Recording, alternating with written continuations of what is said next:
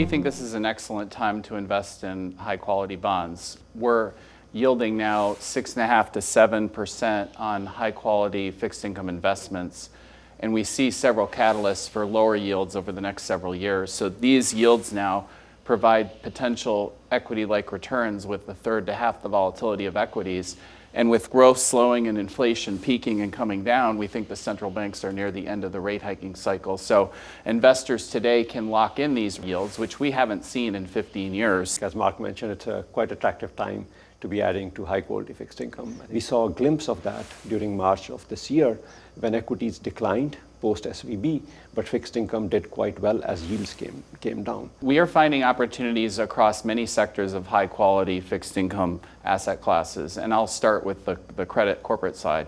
So just in the corporate side, we are seeing slower growth, but we still expect nominal growth of roughly 4 to 5%. This should still generate positive earnings growth. In fact, many companies are actually using this excess cash flow now to delever their balance sheet. So for example, we continue to like companies like airlines, lodging, gaming companies, aerospace, and also we've been moving into defensive sectors recently, like hospitals, pharmaceutical companies, as well as towers and telecom. These companies still generate very strong cash flow, even in a lower growth environment, and most of these companies are still paying down debt.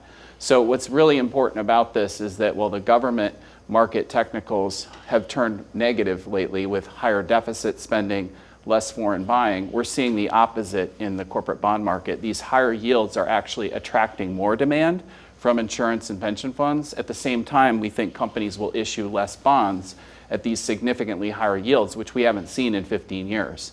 So that is also a further catalyst for investors to want to add to high-quality corporate bonds. Yeah, I think as Mark mentioned, I think in addition to kind of the travel theme, we have been steadily moving into more defensive areas of credit markets, given where we are at this point in the cycle.